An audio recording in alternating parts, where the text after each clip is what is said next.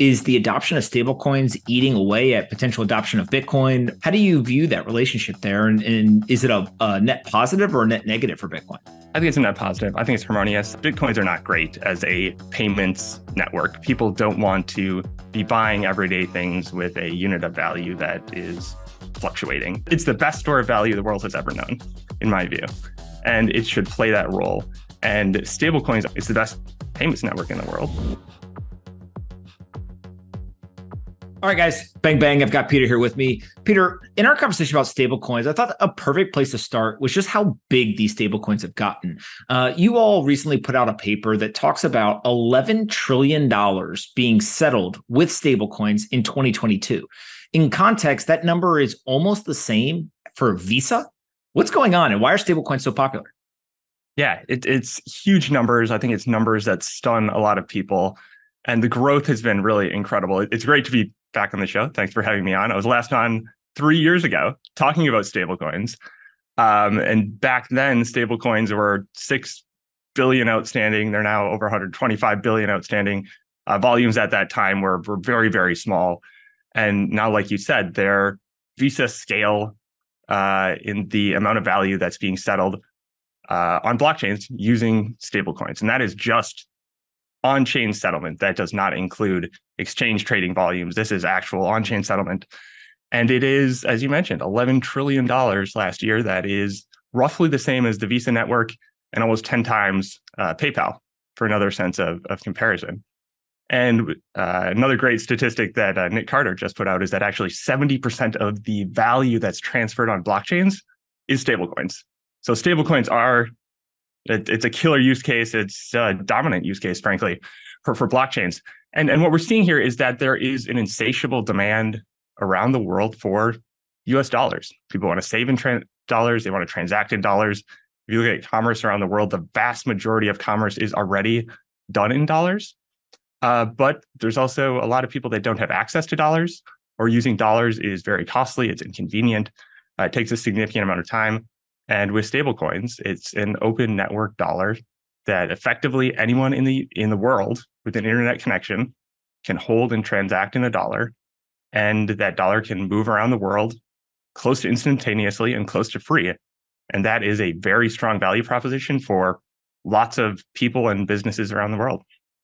So we've talking here about kind of how popular they are by measuring transaction volumes. And obviously, these are stunning numbers, I think, for people who haven't been paying attention on a day-to-day basis. But you also in the report talk about 25 million addresses having at least $1 of stablecoin. And so is that a proxy for trying to understand the aggregate number of people who are using stablecoins? Or how do you think about not just transaction volume, but actually how many people or organizations use this stuff? Right. It's tough to get to the exact number of users, because when you look at the on-chain data, it's blockchain addresses that you're looking at. I do think that it's a rough proxy for the number of users. Users obviously can have multiple addresses. The flip side of that is you're also undercounting users that just use stablecoins via exchanges or custodial services. But so the net result is it's certainly imperfect, but I do think it is a rough proxy for number of users. And as you mentioned, there's 25 million addresses that have at least $1 of stablecoins.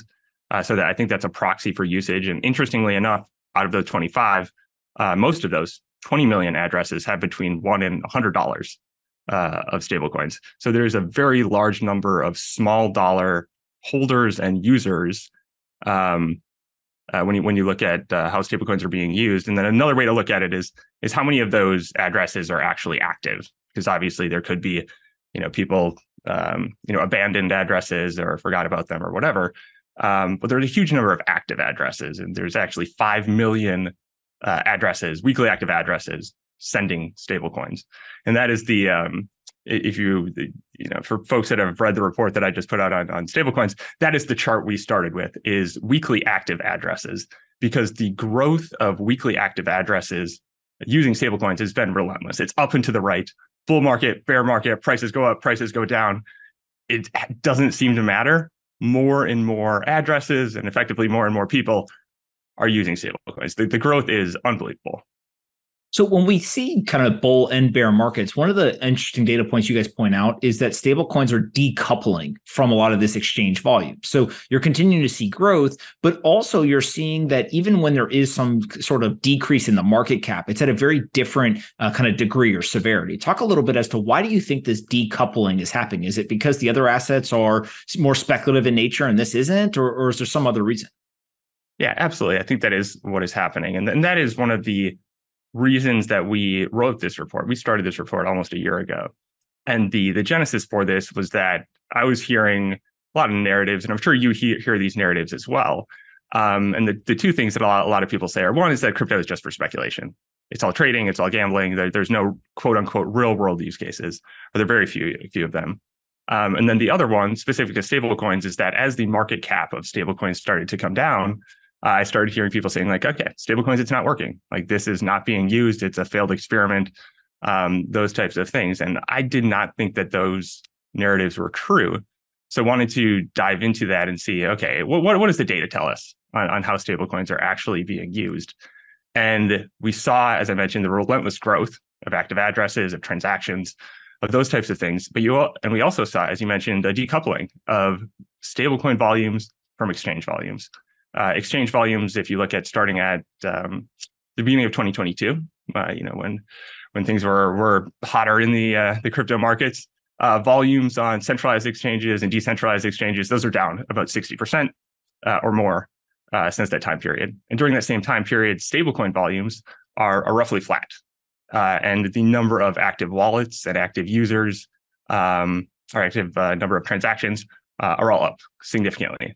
So when you look at that data, I think that is some of the most compelling proof when you look at what's happening with exchange volumes versus on-chain stablecoin volumes. I think the only logical conclusion you can take out of that is, okay, these stablecoins are being used for a lot of other things and not just trading. When we start to look at that outstanding supply, right? So if people are using them, at many of the data points that you've highlighted here, we went from about 3 billion 5 years ago to now 125 billion. And in the report, you all talk about, well, actually it was 160, and now it's come down to that 125 billion. So there has been some contraction in the market. But to me, getting at why is this happening, right? How much of this is what I'll call like demand-led growth, where people are basically just starved for dollars around the world or even in the United States, and they want to be able to use it, versus actually it's been infrastructure building, right? We see Circle and USDC. We see many other payment processors and different companies starting to add support for stablecoins. Like, is it both? Is it more demand-led? Is it more kind of like supply and infrastructure-led? How do you think about just like what's driving such, insane growth over the last 5 years? It's tough to put your finger on what exactly it is because there's so many different factors, as you said. And the growth of stablecoins it's what's been in the driver's seat has varied over time.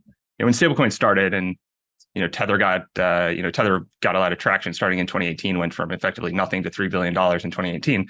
That was all driven by exchanges and traders that didn't have access to US bank accounts and wanted to trade using a dollar-based pair and move dollars between exchanges.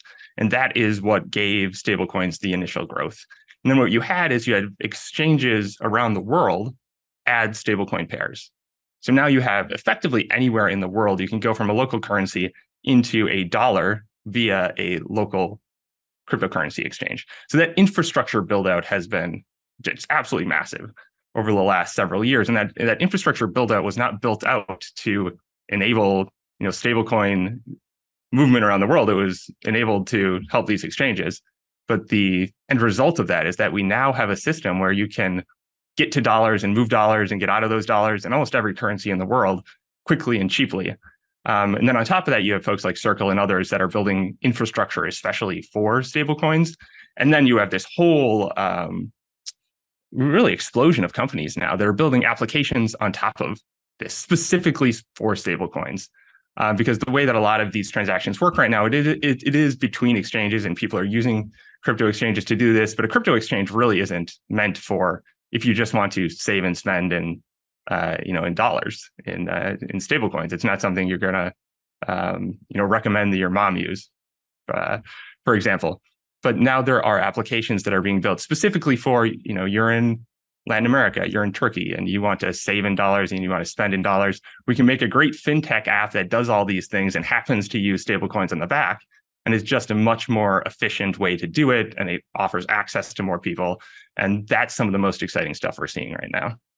Yeah, one of the pieces of the report that, frankly, it took me a while to kind of think through. Like, it makes sense, but it's also surprising. Is that only about 1/3 of the stablecoins are on exchanges. So, on one hand, it's not a speculative, asset, and so therefore, an exchange usually people are looking to trade or kind of make some sort of trade, kind of speculative action. On the other hand, only 1/3 being on the exchange, like there's not that many places to go get stablecoins other than on exchanges. And so how do you guys think through that? And like, is that a bullish sign for stablecoins? Is that a negative, or are you kind of agnostic to that specific data point? Yeah, I think that that's a great data point. And that's actually the data point that we started with when we started a lot of this research about a year ago, is that we're trying to figure out, like, okay, how are stablecoins being used? Is it speculative? Is it non-speculative? The first thing we looked at is how much stablecoins are on exchanges, because I think that that's the easy way. If it's on an exchange, it's being used for trading. If it's not, it may or may not be. But knowing how much is on exchanges is certainly indicative. And we found, as you mentioned, that less than 1/3 of stablecoins are on exchanges, and that number has been coming down significantly. Now, there's a number of reasons that could be coming down. It could be coming down because of more non-speculative use cases. It could also be coming down post FTX. People just don't want to leave their coins on exchanges. So it's not a definitive fact, but it's one of the, as we were triangulating how stablecoins are being used, I think a very positive data point in supporting the non-speculative uses of stablecoins. Yeah, that makes sense. Now, I want to talk about some of the technologies here. So obviously, Tether is the most popular stablecoin and kind of has continued to dominate the market. I think USDC is the second most popular and has had a great run in terms of eating some market share, but still hasn't been able to eclipse Tether. And so some of the data points that you all share is that Tether represents 69% of stablecoin supply. Year to date, it's accounted for 80% of weekly active addresses, 75% of transactions, and 55% of volumes. How much of that is just like first mover advantage? How much of that is, kind of having maybe a different approach to whether it's technology or what they're doing with some of the assets? And then how much of that is just a moat? And like, it doesn't matter how good another stablecoin comes. If you're first and you've got, kind of the market dominance, you kind of get to do that unless you really, really royally screw it up. This episode is brought to you by Auradine. They are a brand new startup led by a number of Silicon Valley legends who just raised $81 million to build the future of internet infrastructure. You're probably wondering what that means, so let me explain. There are numerous new disruptive technologies that are being adopted simultaneously, from blockchain to artificial intelligence to zero-knowledge technologies. In order to ensure that these technologies thrive in this new world, we need new infrastructure, and that is where Auradine comes in. They just launched their first product line called Teraflux, which is a Bitcoin miner powered by the world's first 4-nanometer silicon chip technology. These air-cooled, single-phase and dual-phase immersion cooling miners have unrivaled speed and efficiency. They have superior uptime, and they leverage a brand new innovation called Energy Tune that allows miners to dynamically adjust the energy consumption and Bitcoin hash rate based on demand response needs of the electrical grids. Auradine is an ambitious company working on hard problems. I'm really impressed with them. And if you want to check out more, you can go to auradine.com. That's AURADINE.com. Go check them out at auradine.com today. Yeah, I think a lot of it is the first mover advantage. Like, they were there first and they established themselves in a variety of different ways. They became the dominant trading pair on a lot of exchanges. The majority of exchange volume is denominated in Tether. So that is a big advantage and a moat. In emerging markets around the world, people just started using Tether. When you go to Latin America or other countries and you ask people, do they use stablecoins? Do they know what stablecoins are? Most of the time they do. And they're most often using Tether on Tron, just because that was their first. It's what people use. They've gotten used to it. They got comfortable with it. They're not thinking too much about Tether or the Tron blockchain. It's just, that's the way they can access dollars. So I think that the first mover advantage is a very big advantage for Tether and Tether on Tron. I think it will change over time. I think that USDC, what we saw with USDC, did gain significant market share and started to challenge Tether for a little bit, but then there was what I would consider a series of unfortunate events. One is just the market cap overall of stablecoins coming down.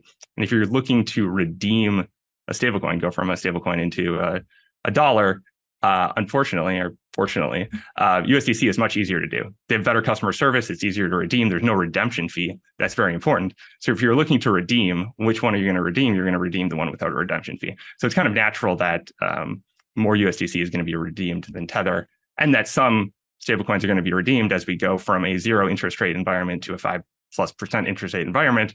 The value proposition for holding your dollars in something that doesn't pay interest, it just gets tougher.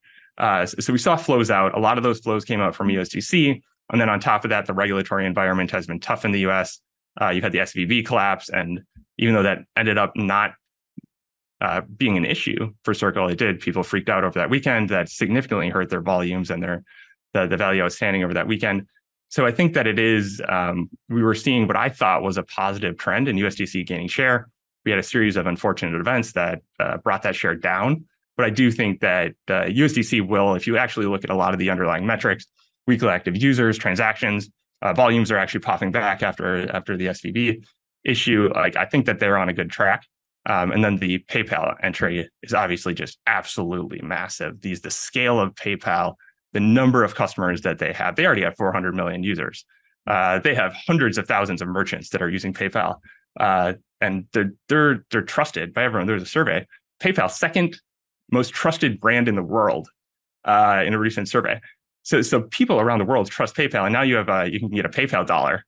Anyone in the world with an internet connection can get a PayPal dollar. Like, that is going to be absolutely huge if PayPal wants it to be, and I think that they do. I think they're going to be measured in how fast they grow, because regulators don't want them to grow too fast. But their entry is going to be, I think it's a game changer. Yeah, that makes a lot of sense. Now let's talk a little bit more about Tron and Binance Smart Chain. I think people who, again, haven't really dug deep into stablecoins, haven't read this report, they're going to be shocked by these statistics. So 77% of weekly active addresses of stablecoin activity come on Tron and Binance Smart Chain, 75% of transactions, and 41% of volumes. Most people, I think, would look at both Tron and Binance Smart Chain and say, oh, that's probably some altcoin thing. Like, that has nothing to do with day-to-day usage. These statistics are showing the exact opposite. And I'll give you an anecdote. I talked to an entrepreneur from Argentina recently, and he said that, most people, they want dollars, and they're not going just to buy Bitcoin. They want dollars. And so stable coins have had this huge rise in popularity, and they're using Tron. And when I asked him why, he said, well, it settles quickly and it's cheap. And it was just like so simple. It kind of goes back to your point of like, do people care what blockchain they're using if they can just get simple, quick, and cheap transactions? I don't think so. I think they think that is the primary. The primary driver is that the first mover advantage is that we moved from Tether on Omni, Tether on the Bitcoin network is where we started. And then it went to Ethereum, and then we moved to these faster and cheaper chains. And unfortunately, the first faster and cheaper chains that they went to were Tron and BSC. So we got a lot of adoption there. And then once you can have a fast, cheap dollar transaction, most users aren't thinking too much about which blockchain that's running on. So we've seen this adoption of Tron and BSC. I think that will change over time. And if you dig in a little bit further and you look at the sizes of holdings and sizes of transactions, you actually do see that a lot of higher value holdings and higher value transactions are on the Ethereum blockchain. The average Ethereum transaction is, I don't have it in front of me, but something like 10 times the size of a Tron transaction and something like 70 times the size of a stablecoin transaction on BSC. So you are seeing the higher value transactions on average on Ethereum, which does make sense because it's a more decentralized blockchain with stronger settlement assurances, et cetera. I do think over time we're going to see much more on other layer ones, which are more decentralized, like Solana, and then certainly on layer twos. We're seeing a lot of activity there now. We're already seeing stablecoin volumes increased very dramatically on layer twos. And I think over time, I think we will, and I certainly hope we will, move from chains like Tron and BSC to things like Solana and layer twos. Talk a little bit about the stablecoin issuers. We've seen both Tether and Circle come out and just report monster quarters.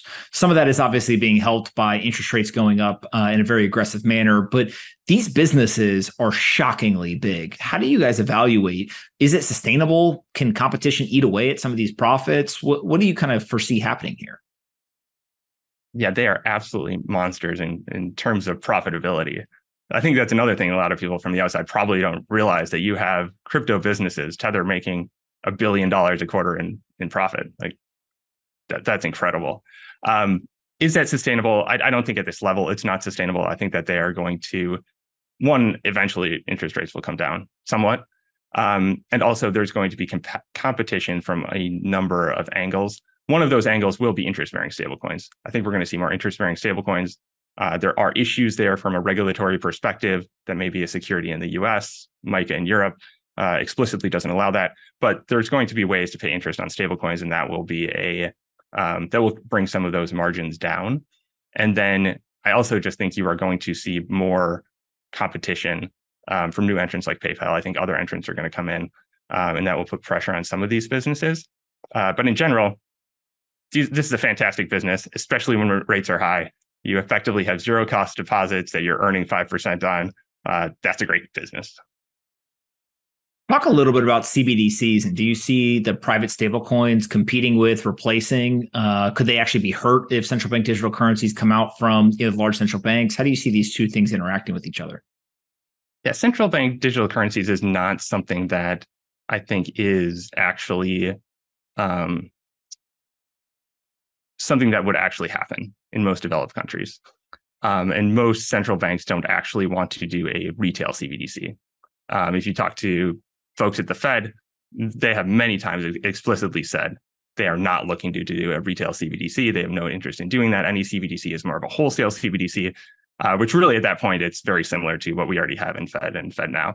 So it's not disruptive to stablecoin issuers, which are at a retail level. So I think it's an interesting thought experiment for central banks to go through the idea maze on how the different ways they could potentially do this. But at the end of the day, unless you're going to go the China route and really focus on surveillance, know where and how retail people are spending all of their money, it doesn't really, I don't think it's possible for, it's not practical for most central banks to actually issue a CBDC, a retail CBDC. One of the things I've kind of done the thought experiment on, and I don't know what the probability of this is, but it seems like if all of a sudden, out of the 340 million Americans, if you had more than 50% of them using dollars with dollar stable coins by a private company, regardless of who that company is, does the government all of a sudden say, you know what, that sounds like we should own that, or we should be involved in that in some form or fashion? Again, we have banks, obviously, that have users and use certain technologies, but this feels like a little bit closer to what the government historically has enjoyed as their role in the financial market.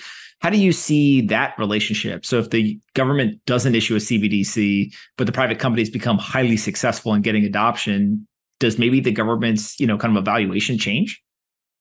I think it will. I think it should, and I think it will. I think that we should be passing federal stablecoin regulation right now. There is no reason that is not passed. I have yet to hear a coherent argument against a federal framework for stablecoin issuance. I think it's shocking that it seems like we're not going to get that legislation this year, which is fine. We have stablecoin issuers, they operate under state frameworks, but we should have a federal framework. It should be overseen by the Fed. They should probably have Fed accounts so they can hold funds directly with the Fed. And that's where I think we'll get to eventually. I think we're still in this in-between phase, which we often are in crypto, where people still think this just might go away. But hopefully, some folks will hear you on CBDC and read my report and realize, stablecoins aren't going anywhere. They're great for the U.S., by the way. They encourage the use of the U.S. dollar. They creates a new buyer for treasury bills. It gives the U.S. Law enforcement and regulators more control over them to some extent. I think that as people come to that realization, we will get federal stablecoin regulation, which will be good for the industry. My last question for you is the relationship between stablecoins and take Bitcoin. Bitcoin, obviously, in the white paper talks about being electronic, peer-to-peer cash. Stablecoins seem to be the choice technology today for a lot of these transactions. Bitcoin still has quite a bit of transaction volume as well, but is the adoption of stablecoins eating away at potential adoption of Bitcoin? Are they harmonious and kind of actually help each other? And it's like all boats rise together. How do you view that relationship there? And is it a net positive or a net negative for Bitcoin? I think it's a net positive. I think it's harmonious. I think that the conclusion that I came to a long time ago, and I think you did too, is that Bitcoins are not great as a payments network. People don't want to be buying everyday things with a unit of value that is fluctuating as much as Bitcoin does, and Bitcoin transaction times and a lot of things about Bitcoin just make it's not a good payments network. It's a good store of value network. It's a fantastic store of value network. It's the best store of value the world has ever known, in my view. And it should play that role. And stablecoins offer a way for people it's the best payments network in the world. And that gets people into crypto. And once you're into crypto, I think that also opens you up to, okay, now I want to store some of my wealth in a store of value that is not subject to the government whims and money printing and all of those types of things. And once you go down that path, I think you will logically end at things like Bitcoin, maybe Ethereum, which are great for portfolios, offer diversification, all of those things. And I think that is really the role that they play, much more so than being used for payments. Peter, when you think about kind of the work that you guys are doing, how do investment firms interact with stablecoins, right? Is it something where you can just store cash, move it more quickly, maybe pay folks? Like, how do you kind of see the financial world, not retail, but actual financial institutions interacting with these assets?